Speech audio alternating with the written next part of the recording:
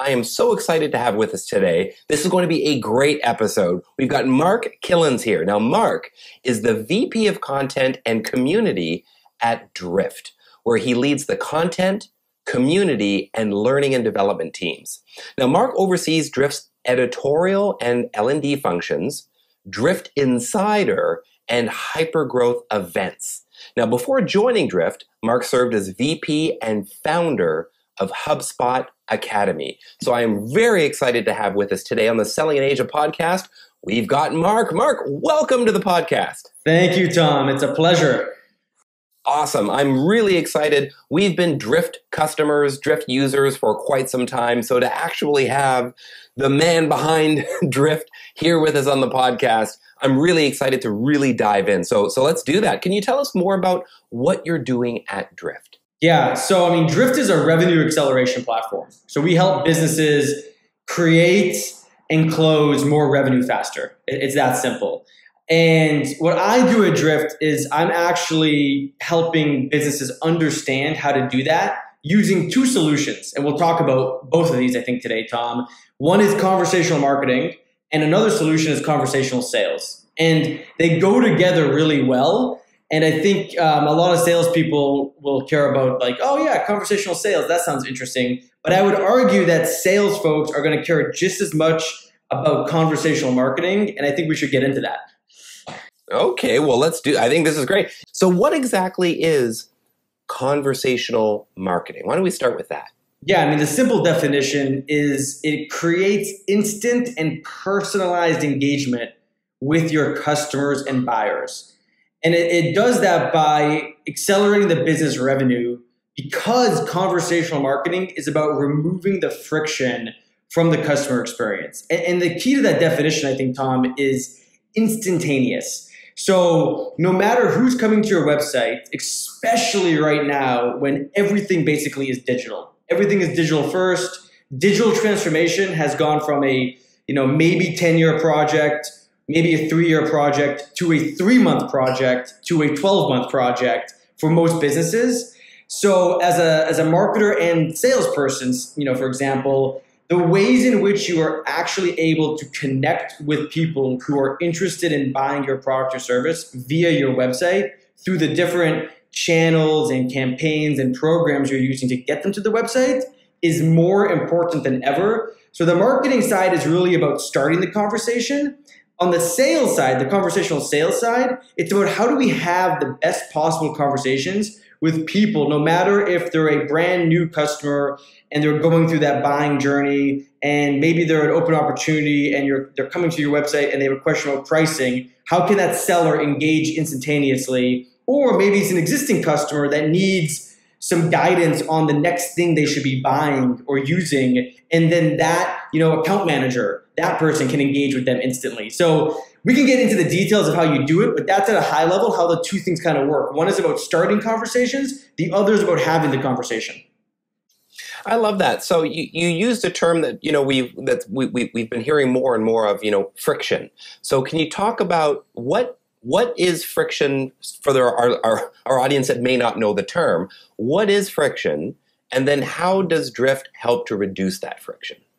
It's a good question. So I think there's two types of friction. Well, there's multiple types of friction. Let me take a step back, right? But if you think about... We're not talking physics here, but... Yeah. No, there's a lot of different types of friction, right? There's in all parts of the world. But from a marketing and sales standpoint, holistically, you can think of it from the internal friction that you have in your business. So how is your business set up from a business process standpoint? The systems you use, the reporting you use, right? The routing you use, all of that internal friction that exists. So for example, how you process an incoming lead. There's a lot of friction typically in that process. So we can talk about that. And then the second, type of friction, the other side of that coin, is the customer friction. How much friction exists on your website, in your customer interactions, right? But when you move someone from interested in buying to going through the sales process to learning about pricing to validating the solution to the contracting stage, implementation, etc., how much friction for them exists? And you really have to think about both types these days. Because at the end of the day, you really can't optimize for one or the other to truly make a better customer experience and accelerate your revenue, like we were talking about.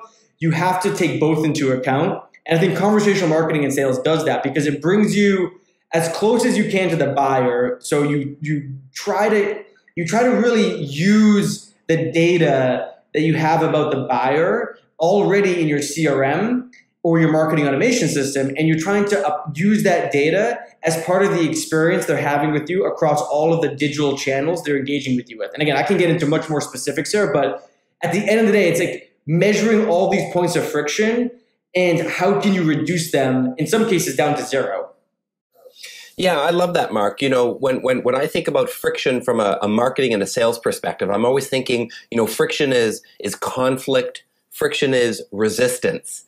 So when we imagine, so everyone out there, when you imagine a prospect or even an existing customer jumps on your website, if they've got a question for you, traditionally, what do? They hop on your website, and it's so frustrating. They've got to scroll up and look at the menu bar, right?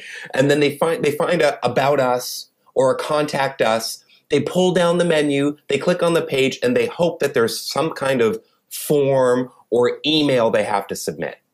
So folks, to me, that's friction. That is just an extra barrier of resistance between that customer getting what they want and actually reaching out to you. But imagine if you can reduce that conflict or resistance, reduce that friction, the minute they hop on, poof, a chat window opens up. Hey, got any questions about sales training or keynotes? Bam, right there. So that just stops it right there. It reduces that friction that Mark's talking about. You were about to say something, Mark. No, I mean, it's a great example. I think, though, a lot of people think conversational marketing, even conversational sales, is like connect to like live chat or chatbots. And it's not. And I'm going to explain you why it's not. A chatbot or live chat, just like email marketing, is a tool. They're tools, right? And right. The difference is we've built what we call the conversational marketing blueprints and the conversational sales formula to help a business actually examine all of the points of friction, all of the different customer interactions that exist, either on the website or with a seller or with their CSM, and try to take a much more relationship-based approach to, like you described, to getting that person to the thing they need in that moment. So what is the outcome or the solution they're looking for in that particular moment? I mean, yeah, the ultimate solution could be like buying your product or platform or service, but like they might just need a piece of content or a simple answer, or they need to just talk to someone about a question they have as a follow-up. So like we have this other thing we can talk about too called the conversational framework, which is modeled after how humans have conversations with humans. Engage. Ooh, I love this. Yeah, just engage, understand, and recommend. So before we unpack that, because that's really, I think that's the meat of it, right? That's the crux of it, right? So to help our audience understand, so we could probably say that live chat is a tool that can be used as a larger, in the context of conversational marketing or conversational selling. Yep. I mean, email. It's a tool, right? It is. So Tom, we have like 4 tools that we recommend people use. We have chat, email, video, and voice. And here's why we recommend it. We have solutions or products for all those tools. Here's why. Think about how many chat tools or chat services you use a day. How many chat services do you use in your personal life every single day? How many chat services? Yeah, like WhatsApp or iMessage or... Oh, sure. Oh, instant message. Yeah, like all the time. Oh, how many do I use? Probably 4. Yeah, I use about 5 every day. So human behavior is dictating that people use about 5 chat services a day. So first off, if your business isn't engaging with your buyers and customers using chat, that's like a missed opportunity. Second, how many times do you check your email a day? Well, the funny thing is I don't check it. It's just always there. It's an omnipresent force. I love it. Yeah, so it's like it's complete habitual at this point. It's just yes. How many video services are you subscribed to? How would you define a video service? So I'm thinking like YouTube TV or Hulu or Masterclass or any, like how do you consume video? Like all these. Yeah, Masterclass, Netflix, YouTube, Vimeo, right? And that's just Amazon Prime, right? Prime Video. Insane, right? It's okay. Yeah. We as people in our normal daily lives use a lot of video. Okay. It's crazy. And then voice. I mean, we use our voice every day. Do you have any voice-enabled services you use, say in your home or your car or your office? Siri, but I'm not very good at it. So no Alexa for you? No Alexa? No. Okay. Yep. So like, that one is still up and coming, I think. But like, if you think but that's going to be next level though, Mark, for sure. I agree with you. We can talk about that. We're going to play some interesting bets around that. But the point of that whole exercise is to illustrate that we as people don't use forms, don't use landing pages, don't use marketing automation in our daily lives. We don't. We use the things we just talked about, and you as a business need to use those tools, but you need to put a strategy behind those tools. Right. And that's where conversational marketing and sales comes in. And again, we can get deep into the details of how to do it, but that I think is hopefully a good framing for what we're talking about. Mark, I love that because what you've just done is you've made the distinction between how sellers and marketers typically like to sell and market versus how customers tend to actually consume things. And there's a real disconnect sometimes between the way I sell and you buy, or I market and you buy or consume. And if we can, again, reduce the friction, the conflict, the resistance, and create this alignment, that helps with the buyer journey. You know, people talk about a sales cycle or whatnot, but it's honestly less about the sales cycle as it is about a buying cycle. And how do people buy and when do they buy? And if we can meet them there in that moment, and that's, I think, where the conversational marketing comes in, you've got a much better chance of actually advancing that conversation or that sale. So is this a good time for us to kind of dive deep into, you know, what are some of the nuts and bolts and the ins and outs of conversational marketing? Yeah, please. Awesome. All right, let's dive in. Okay, so how do we do it, Mark? How do we do it? So, like I mentioned, revenue acceleration is the ultimate goal. I mean, Tom, have you heard of a business that would ever say, hey, I don't want to accelerate my revenue?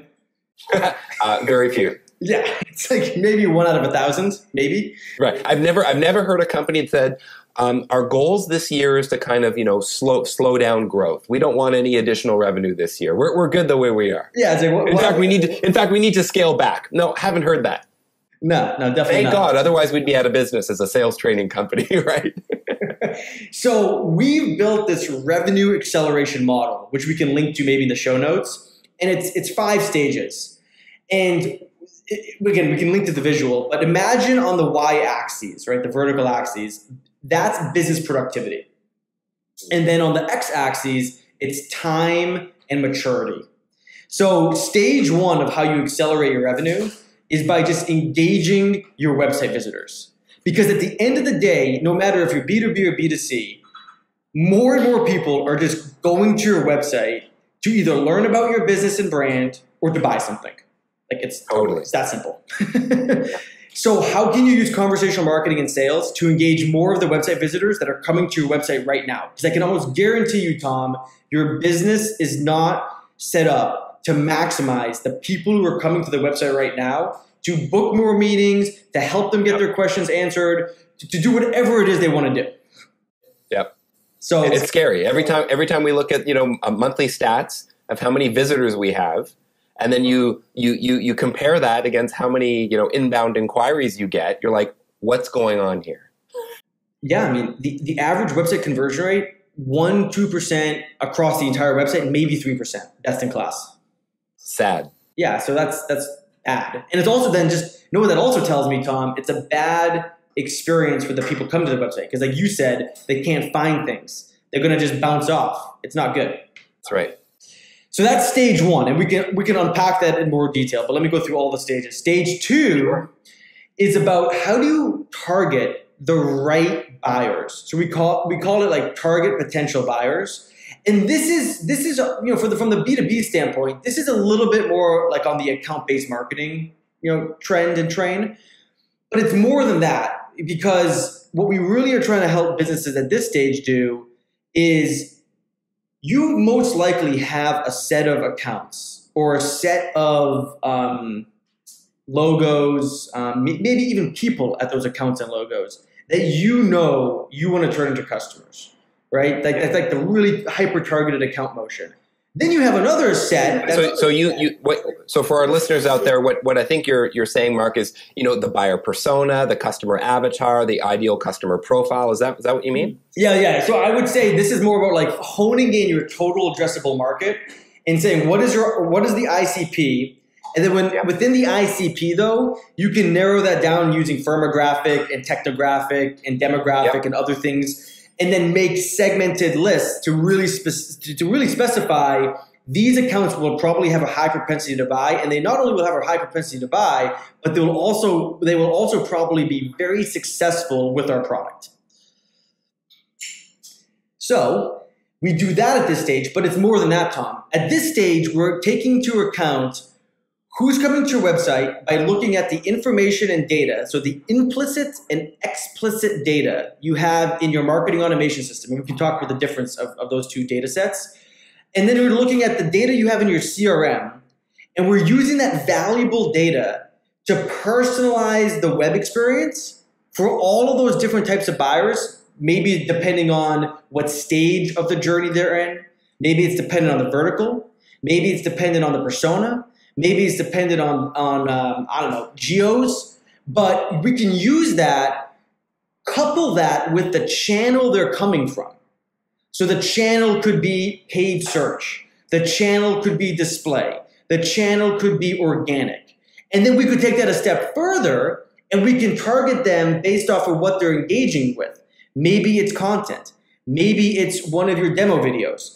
Maybe it's another asset. But like if you tie those things together, the who, the channel, so where they're coming from and what they're engaging with and what are you using to target them with, you're going to create a much more personalized experience, which will increase your conversion rate. And really what we measure here is the number of opportunities created and the value of those opportunities.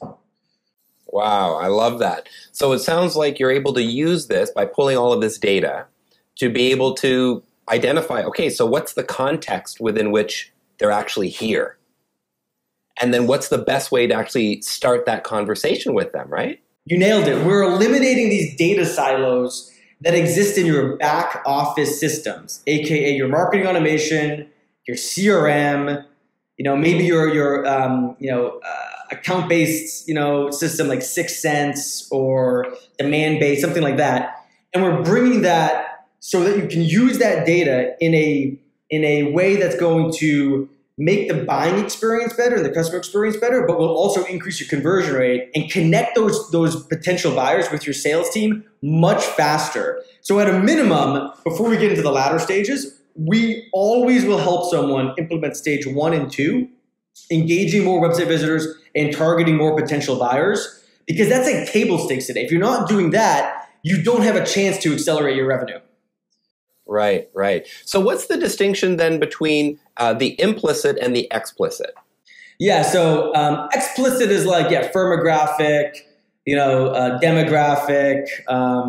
It's kind of like any data that you can find maybe from like ZoomInfo is another data provider, right? Implicit is like, it could be anything. It could be like the content they're consuming, the product usage metrics. Like, how, do you use Spotify? Oh, yeah. How one of our customers, actually. What's that? One of our customers. Oh, I love that. Ooh, that's interesting. Yeah. Spotify does that like year in review for you personally, right? Like the music you listen to. That's implicit data. That, So like marketers, I think, are just starting to scratch the surface of how to use this implicit data and these signals to further personalize the relationship building process with the buyer and a customer. So we could say for our audience, they could say, for example, the explicit is the demographics, the firmographics, if you're looking at a B2B context. But then the implicit is more psychographics, it's the behavior, it's the, trigger events. What's going on for that person right now or for that company right now, for example. Love that. Yes. Okay, cool. Okay, so those were the first two stages. Am I right, Mark? Yeah, those are only two stages, Tom. That's Okay, cool. So those are kind of the foundational stages, right? And you mentioned that there's 5. So what are the next 3? So the next one is where it becomes really interesting. This is where typically like the chief revenue officer and the chief marketing officer really need to form, I hate to say alignment because it's so overdone. I'm sure you think the same thing, like alignment. Like it's like, oh my God. But a genuine alignment for real, right? It's alignment, but I think it's more like they gotta execute together. They gotta act together. So what I mean by that is at this stage, we're helping C-level folks on the marketing and sales side accelerate deal cycles.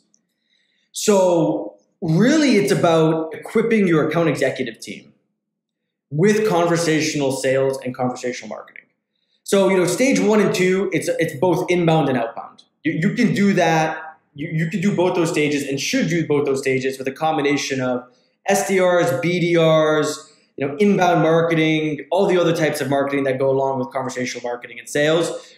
But at this stage, it's about not only how do we make sure that the account executive and sales development and marketing, functions and teams are well executing together. Really, it's about how do we use intelligence in stage 1 and 2. So intelligence, what I mean by that is AI. How do we use AI and go into stage 1 and 2 now and further optimize the different interactions and touch points of the customer experience and lifecycle using, again, AI. And we use a couple of things. We could do a whole other podcast on our the classifier technology, the dialogue manager. But we're using these tools to say to the visitor, hey, thanks for coming back to the website, Tom. Have any questions about pricing? Because you're on the pricing page and you've been there only once. And the AI will be able to respond just like a human because it's learned from human conversations that it ingests into the model and it can start to get smarter over time. So there's so much we could unpack with this stage, but it's about the AI, it's about the alignment and execution together, and it's about how can we make sure that an account executive at this stage is extremely equipped to connect with a buyer no matter where they are coming from and what page they're visiting so that you don't miss a chance to take an opportunity and turn it into a customer.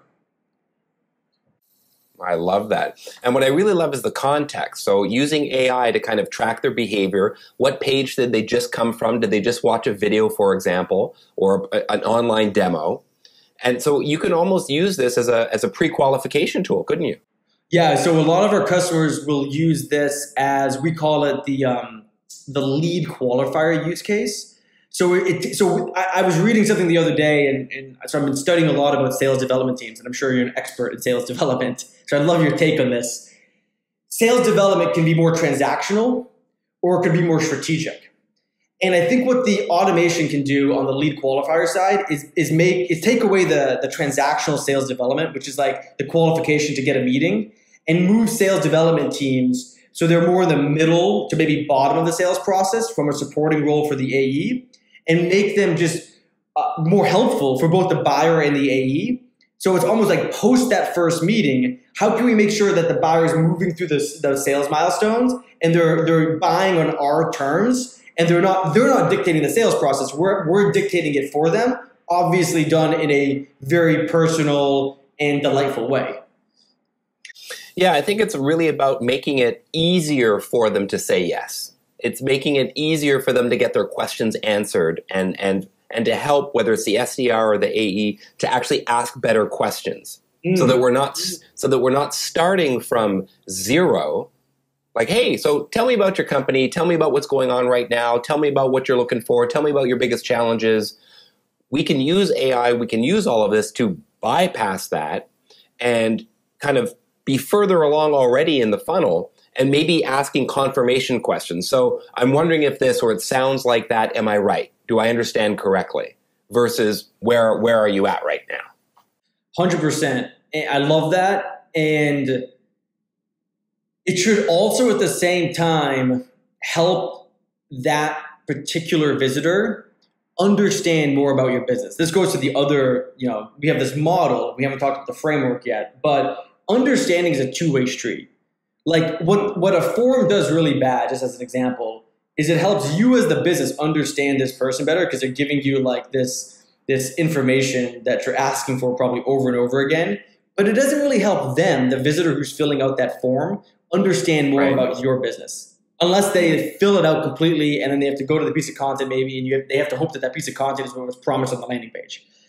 Yeah, 100%. I was just talking to someone the other day, Mark, and I said, as businesses, as salespeople, we tend to ask questions that serve us. Yeah.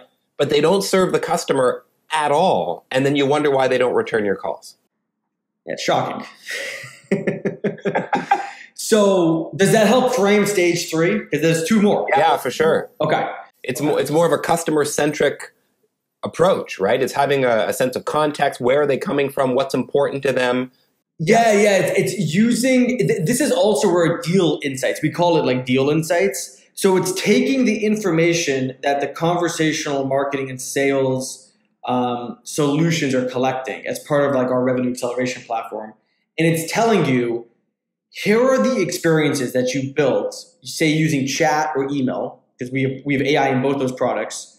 Here are the ones that are actually helping you get to your goal, which ultimately is revenue or at least opportunity creation.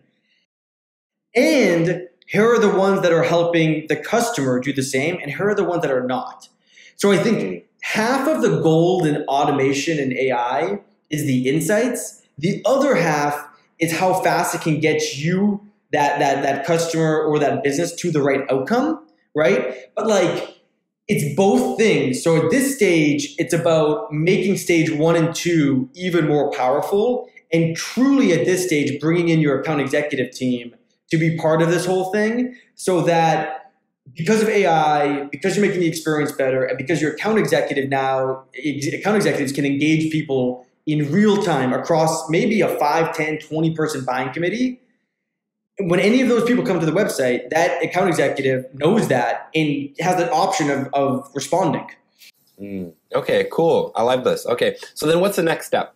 Next step is now you're talking about growing customer value.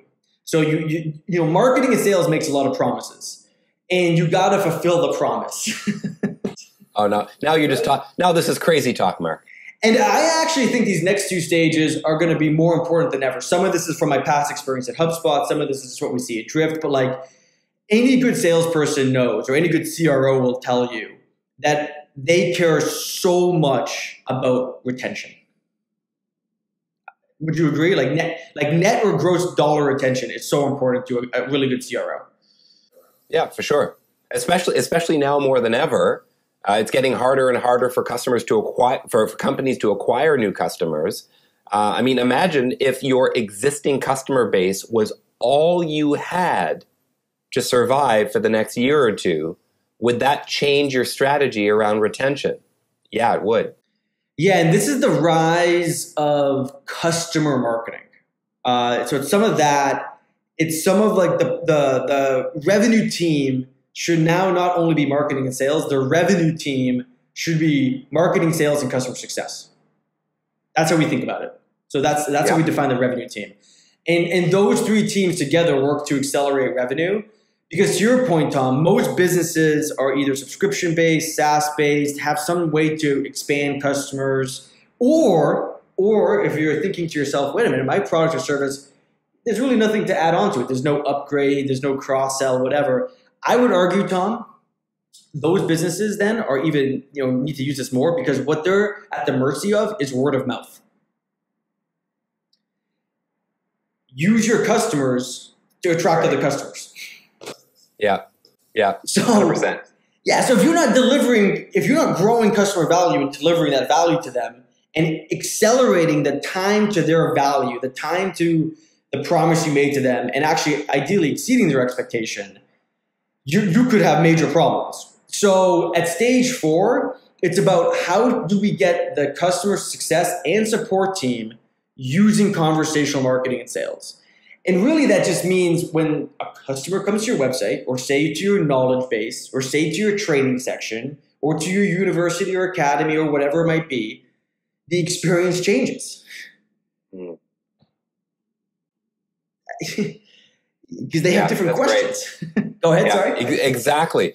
Different questions, because it's a different experience that they're having at those different touch points with those different pieces of content that they're consuming, right? So then, So then what's step 5? Step 5, we'll wrap it up here with this whole model. It's about transforming customer engagement. So this is, I would argue maybe you could say Amazon does this pretty well. So I'm going back to the channels I listed out in the beginning: chat, email, video, voice. How many businesses, Tom, would you say have mastered personalizing your experience across all of those channels, including the website, of course? Mastered? Yeah, mastered. Yeah. Yeah. I wouldn't say mastered, but there are some that are pretty darn close. Yeah. So they're definitely between stage 4 and 5. Stage 5 for our customers is aspirational. Drift is not at stage 5. There's I say Amazon. I mean, what are some businesses that maybe come to mind for you that have come close to this or getting close to this, do you think? Yeah, Amazon's like that. Kindle's like that. Netflix is like that. Spotify is like that. Apple, you could say, right? Probably. Getting close-ish, maybe. And some of that is more in-person, right? Their in-person experiences are pretty darn good. So at this stage, it's about truly changing how you engage with customers across the entire spectrum of the customer lifecycle. And it's using the data to inform product strategy. So this is completely different. So it's wait a minute, if I have all of this data about my customers because I have all of this conversational data, right, relationship-based data, and I know all of the questions they asked during the sales process. I know the questions they asked during the onboarding process. I know the questions they asked during renewal. I know their product usage. I know how much they've purchased from us, how they've grown. I know the demographics and firmographics about them. Now it's about using AI more to make those experiences better across stage 1 through 4, across those 4 major channels of communication and how we just live today and communicate. But it's also about product strategy, product development, and really, and this is where Amazon is amazing, right? Look at Amazon. They're using all this data to make products that their consumers want. Right. So it's kind of using the data to kind of move. There's four stages of data analytics. So it's sort of moving through those stages to predictive and prescriptive analytics. Yeah. Next level stuff. So, as we wrap up, Mark, what would you say is sort of the biggest mistake that sales and marketers make when it comes to, conversational marketing or conversational selling? Well, I mean, maybe this isn't the answer you're looking for. The biggest mistake, number one, is actually not investing in it. So let me unpack that. It's not treating your website as probably the most important marketing and sales asset you have. Yeah. Okay. That's huge. So it's about, sellers and marketers really thinking more about, this is an amazing piece of real estate that they have, that they've been investing so much money and time over the years to create this, what they hope is a great user experience or a customer experience, and as a lead gen, but not really looking at, well, is it working for us, and how could we make it work better? So, Mark, what do you feel like? Let's look at it from a sales context. So, a lot of our audience, they're business owners, a lot of sales leaders, sales professionals. From a conversational selling standpoint, and I'm happy because I've got Drift on my phone, the app on my phone. So I use this. I've used Drift Video. I love it. What should sellers start doing right now? I would say you got to first talk to your marketing team about what are they doing to increase the real-time engagement of all of these visitors that are coming to their website. So challenge your marketing team to do that, right? Like sales reps like to do that, Mark. So that's an easy sell right here. Be like, all right, so I just heard from Mark and Tom that our website's probably a 1 to 2% conversion rate.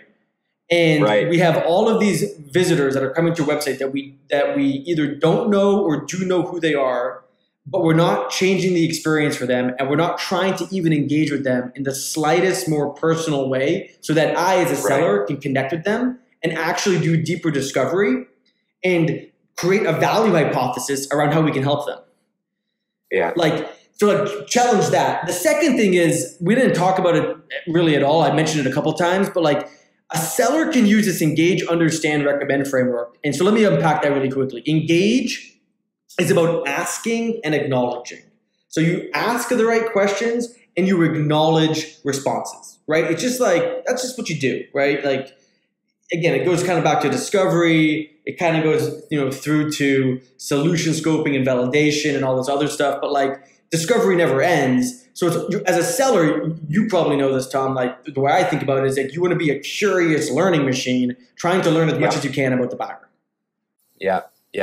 Love that. So that's engage. Understand is like learning and responding. What can you learn about this buyer so that you do respond with the best, either maybe next question or the next best piece of advice for them, given that sales conversation, that context. So awesome. That's understand. And I think the understand goes two ways, Tom. Like if we were having a more fluid conversation, I would be asking you more questions so that I could understand you a bit better and you could understand me a bit more better. And it would be a little bit more natural, So, and then recommend. And if you look at the visual for this, it's in a circle, and in each of these things, engage, understand, recommend, it's double-sided arrows going between them because a conversation again is dynamic and fluid. Recommend is all like the micro conversations that a seller could add to a conversation, kind of as part of like a value-based sales motion, consultative sales. I think so. We've used a blend of like challenger sale and consultative selling. A lot of people just blend things together. But like, I think that's good because as recommendations, like you're building credibility and trust and you're showing competence to the buyer. Yeah, 100%. And you need that because customers have more information now than they ever had. So the content is there, but what they really need is the context. And they need someone who can say, look, out of all the websites you've looked at, out of all of the people you've talked to, out of all the questions you have, let me just, pack this nice and neat for you and make some suggestions, right? Let me put this all together for you to make your buying decision a lot easier. Awesome, Mark. This has been great. Thank you so much. We've learned a lot. I guarantee you we're going to have to do a follow-up episode because there's so much more that we could go here. And I think this was great, but a really great starting point and a great call to action, especially for sales and marketing people in both domains to really question and challenge what's the conversion rate on our website and how do we actually get more inbound leads, create more opportunities from inbound, and we can even unpack using it as an outbound tool with Drift Video and some other things. So I think this is really fascinating. So Mark, thank you so much. How can people get a hold of you to learn more? Google my name. Just Google my name and Twitter and LinkedIn will come up. Okay, cool. So Mark Kilens, Kilens, MARK, Mark Kilens. You can find him anywhere online. Cool. Thank you so much, Mark. It's been really great chatting with you today. Thank you, Tom. It was a pleasure. Thanks for having me, and we'll talk soon. If you want to take your sales skills to the next level and learn how to master the entire sales process, join SOCO Academy and get certified in SOCO selling. The link is in the notes.